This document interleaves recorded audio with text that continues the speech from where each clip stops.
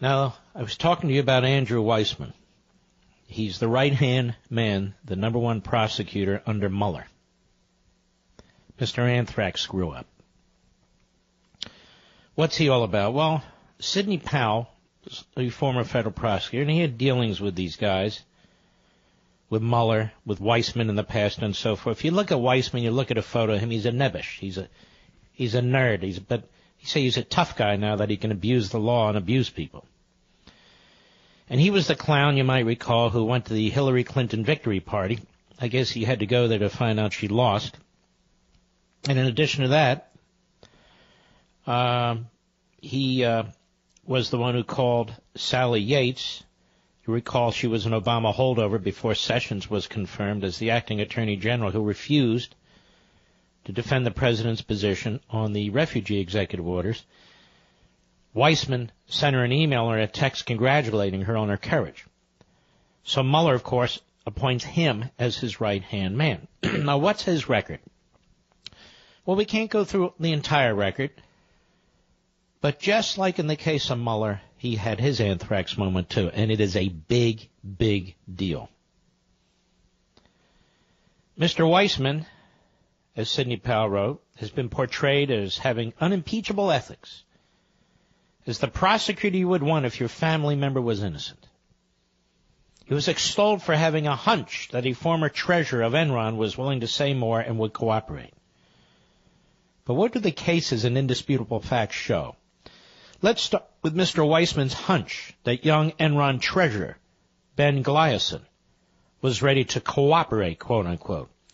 Mr. Gliason was about 30 years old when Enron CFO Andrew Fastow, then a cover boy for CFO magazine, conned Gliason into one of Fastow's fraudulent get-rich-quick schemes.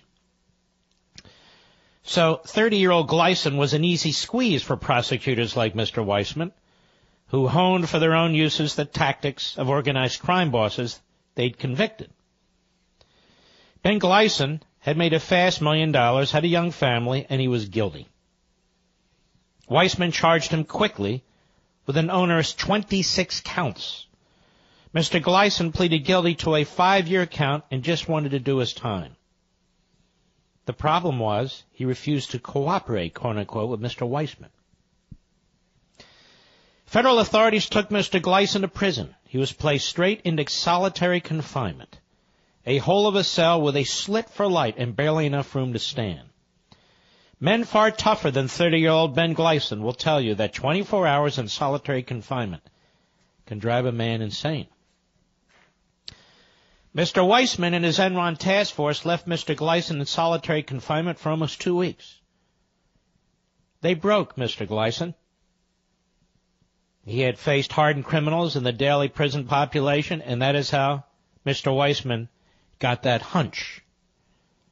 As for the prosecutor you would want if you were innocent, 4 former Merrill Lynch executives beg to differ. Mr. Weissman ran the grand jury interrogating many of the witnesses and at least one of the defendants. He then sat in the courtroom with his arm around Houston Chronicle reporter Mary Flood and oversaw every aspect of the prosecution. The prosecutors obtained convictions against Merrill Lynch employees, Bill Fuss, and 3 superiors. Mr. Fuss, like Ben Gliason, was about 30 years old with a young family. He had steadfastly maintained his innocence and merely handled the paperwork for a transaction, which had been taken through all the steps within Merrill Lynch by Merrill's own in-house lawyer. Weissman's team vehemently argued against allowing the defendants bail pending their appeals. Does this sound familiar to the Manafort case, by the way? They sent Bill Fuss to a maximum security federal transfer facility with the worst federal prisoners imaginable, hundreds of miles from his little children.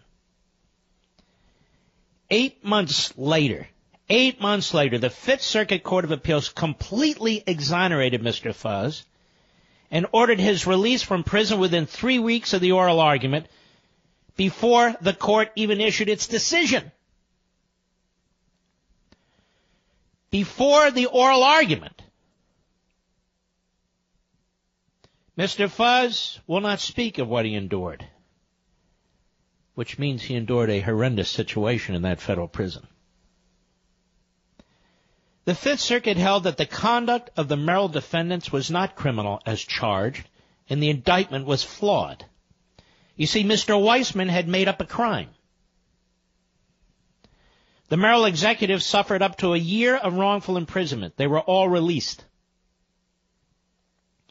As for Mr. Weissman's ethics, the ethical rules to which prosecutors are supposed to be held require the prosecutor to disclose all the evidence that may be helpful to a defendant. Well, Mr. Weissman and his team did the opposite. They yellow highlighted the statements of witnesses most helpful to the defense long before the trial. They threatened those witnesses with indictments, which kept them from talking with the defense. And they gave the defendants incomplete and affirmatively misleading summaries, quote unquote, of what those witnesses would say. The Fifth Circuit Court of Appeals held the prosecutors, quote, plainly suppressed, unquote, evidence favorable to the defense. Enough for an ethics violation, but not for reversal of the only two convictions that survived the first appeal, while the evidence was still hidden. One of the nation's leading legal ethics experts, Bill Hodes, filed a substantial grievance with hundreds of pages of exhibits against Mr. Weissman with the New York Bar. Yes, and the author of this piece, Sidney Powell, former prosecutor, said he co-signed the complaint. At the time, Mr. Mueller had already brought Mr. Weissman under his wing at the FBI. So the Department of Justice was defending Mr. Weissman against the grievance for which he could have been disbarred. What happened to that grievance? In New York, the New York Bar kept it for several months. Unexpectedly, we received a declination letter from the Office of Professional Responsibility for the Department of Justice. With no notice, the New York Bar had shipped the grievance to the Department of Justice to decide a serious complaint that the Department of Justice was defending. The federal swamp is deep, dense, and deceiving. It is infested with a corrupt cabal that protects its own, and it can't be drained fast enough, wrote Sidney Powell. That's the number 2 prosecutor, Mr. Mueller's right-hand lieutenant. Weissman, Mueller, Comey. Pretty damn incredible, don't you think? They think they run the country. And they are all focused on taking out President Trump. They are all focused on destroying President Trump and his administration. They never wanted him in the White House, and they want to get him out of the White House. They know they will have the full support of the Democrats in Congress and the full support of the media, to whom they leak relentlessly. Comey is an admitted serial leaker, even as FBI director. Mr. Weissman, no doubt in my mind, is a leaker. And Mr. Mueller, no doubt in my mind, is a leaker too. I have no fear that they'll sue me, you see, because I know they've leaked at some point, at some time in the past. And we get regular leaks out of Mueller's investigation, don't we? Who they're focused on, why they're focused on them, what's coming up. That has to come out of his operation, or the FBI, or both. And agents are typically assigned, in this case, to the special prosecutor's office, special counsel's office. And this is, of course, why Donald Trump shouldn't speak to these people. Under no circumstances anyway, to any prosecutor, but in this case, no. These men and women have no intention of searching for the truth. They're on a search and destroy mission. And they know they have the backing of the Washington elite. They're part of the Washington elite. I thought it was very, very important to bring this up to you. And in this context, quickly, a reminder. As I say, I was on Hannity last night, and this in part is what I had to say. Cut 1, Mr. Producer, go. Now we know why Schiff and the rest of them are fighting so hard. Now we know why the left-wing Praetorian Guard Democrat media are fighting so hard, trashing Nunes, me, you, and others. Let's walk through this quickly. Who are they trying to protect? Hillary Clinton. Sean, who else are they trying to protect? Barack Obama. His name never comes up, so let me help everybody with this. Loretta Lynch knew about these FISA warrants. Yates, the Deputy Attorney General. The extensions, Rob Rosenstein, now the Deputy Attorney General, he knew. FBI Director Comey, Deputy Director McCabe, Strzok, the head of counterintelligence, Page, his girlfriend. Who else would have known about these FISA applications and warrants? Well, let me tell you a little secret. These are counterintelligence efforts. You have to assume the National Security Council and the White House knew. Why would the FBI, the Justice Department, keep that from the National Security Director in the White House? Why would they keep it from the Deputy Director in the White House? So why would it be left out of the President's daily intelligence briefing, which I mentioned in March, Congress also needs to get a hold of? I am telling you, we're looking at the FBI, we're looking at the Department of Justice, and we're not looking at all at the White House. Hillary Clinton paid for a warrant. That's the easiest way we can put it.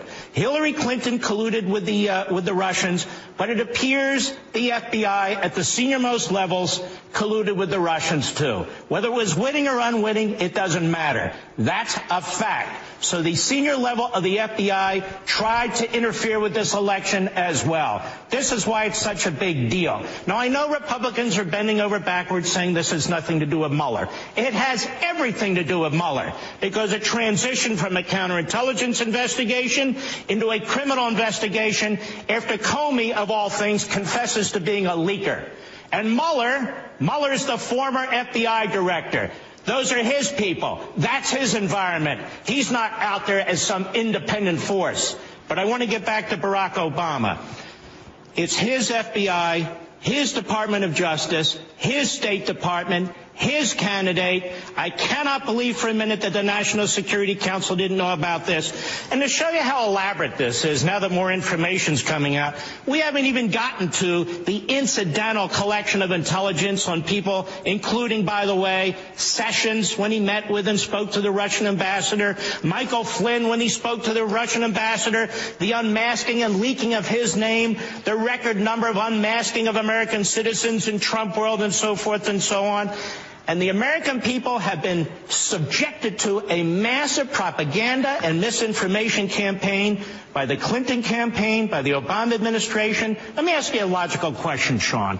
Why would the Russians want Donald Trump to be president of the United States when they get everything they want from Hillary Clinton? Whether it's uranium, whether it's undermining our defense by cutting military spending, by refusing to secure our border. Why in the world would the Russians want Trump as opposed to Hillary Clinton? All right. We'll be right back.